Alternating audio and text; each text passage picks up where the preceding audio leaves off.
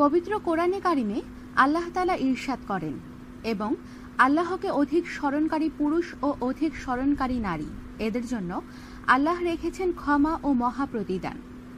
তাই মুসলমান হিসেবে আমাদের উচিত বেশি বেশি আল্লাহ তাআলার জিকির করা। জিকির বিষয়ে অভিজ্ঞ আলেমরা বলেছেন, কিছু জিকিরগুলো নিয়মিত আদায় করলে মৃত্যুর পর জান্নাত প্রাপ্তি ও আল্লাহ তাআলার সন্তুষ্টি অর্জন সহজ হয়। জিকিরগুলো হলো, প্রতিদিন 100 বার করে সুবহানাল্লাহ পাঠ করলে 1000 সওয়াব লেখা হয় এবং 1000 গুনাহ ক্ষমা করা হয়। আলহামদুলিল্লাহ জিকির মিজানের পাল্লাকে ভারী করে দেয় এবং এটা সর্বোত্তম দোয়া। লা ইলাহা ইল্লাল্লাহ সর্বোত্তম জিকির। সুবহানাল্লাহ ওয়ালহামদুলিল্লাহি ওয়া লা ইলাহা ইল্লাল্লাহু আল্লাহু আকবার, এই বাক্যগুলো আল্লাহ তাআলার নিকট অধিক প্রিয় এবং নবী করিম সাল্লাল্লাহু আলাইহি সাল্লাম বলেন, পৃথিবীর সমস্ত জিনিসের তুলনায় আমার নিকট অধিক প্রিয়।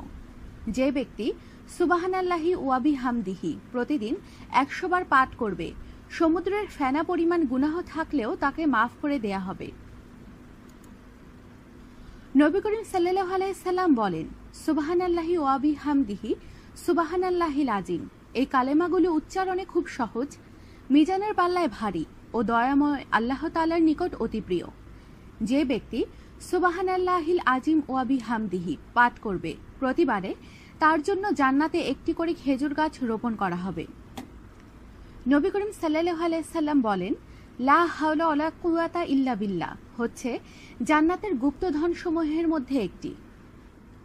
নবী করিম সাল্লাল্লাহু আলাইহি সাল্লাম বলেন, সুবহানাল্লাহ ওয়ালহামদুলিল্লাহি ওয়া লা ইলাহা ইল্লাল্লাহু আল্লাহু আকবার, এই কালেমাগুলো হচ্ছে অবশিষ্ট নেক আমলসমূহ। হযরত নবী করিম সাল্লাল্লাহু আলাইহি সাল্লাম বলেন, যে ব্যক্তি আমার প্রতি একবার দুরূদ পাঠ করবে, আল্লাহ তাআলা তার প্রতি 10 বার রহমত বর্ষণ করবেন। ইসলামী স্কলারদের অভিমত হল, সাল্লাল্লাহু আলাইহি ওয়াসাল্লাম পাঠ করলেই দুরূদ পাঠের বরকত পাওয়া যাবে। নবী করিম সাল্লাল্লাহু আলাইহি সাল্লাম আরো বলেন, যে ব্যক্তি আমার প্রতি সকালে 10 বার এবং বিকালে 10 বার দুরূদ পাঠ করবে, সেই ব্যক্তি কিয়ামতের দিন আমার সুপারিশ পাবে।